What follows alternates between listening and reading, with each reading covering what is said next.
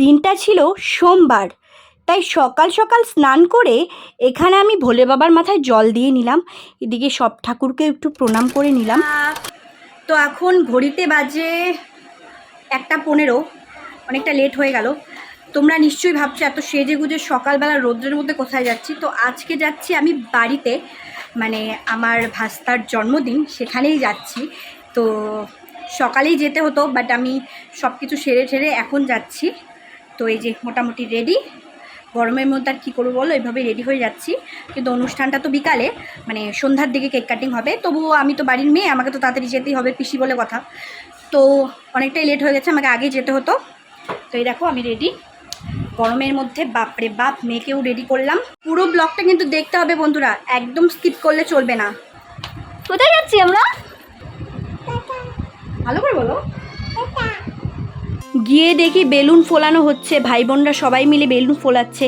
এইদিকে দেখো রান্নাবাড়ি শুরু করে দেওয়া হয়েছিল, রান্নার জন্য এক্সট্রা লোক রেখেছিল, কারণ অনেক লোকের আয়োজন ছিল। সব কিছু নিরামিষই রেখেছিল। একে তো সোমবার ছিল, সবাই তো নিরামিষ খাবেই, তার উপরে আবার শ্রাবণ মাস, যেহেতু শ্রাবণ মাসে অনেকেই গোটা শ্রাবণ মাসটাই নিরামিষ খাচ্ছে, তাই সব কিছু ভেজের ওপরেই রেখেছিল। আমি এখন খেতে বসলাম, ঘড়িতে বাজে তখন 4টা। এই দেখো লাবড়া দিয়ে শুধু খেয়ে নিলাম, কারণ লাবড়াটা এত টেস্টি হয়েছিল, তাই এটা দিয়ে খেয়ে নিলাম। এই দেখো বিকেলের মধ্যে সব রান্নাবাড়ি মোটামুটি কমপ্লিট। আর এদিকে দেখো সাজানোও কমপ্লিট।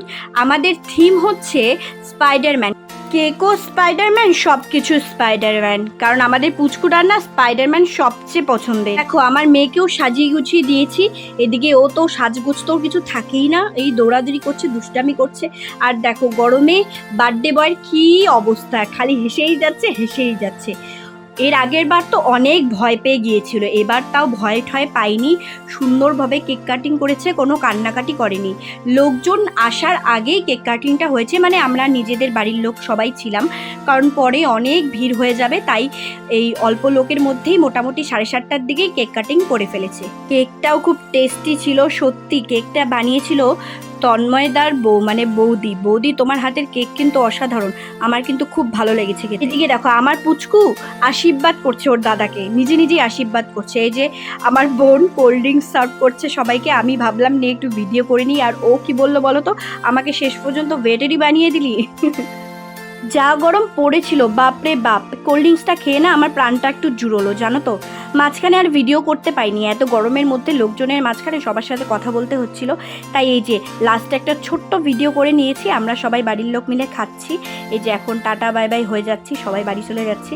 তো ভিডিওটা ভালো লাগলে কিন্তু অবশ্যই একটা লাইক কমেন্ট করে দিও। যে গরম পড়েছে একটা লাইক দিলে তোমাদের কিচ্ছু হবে না। টাটা।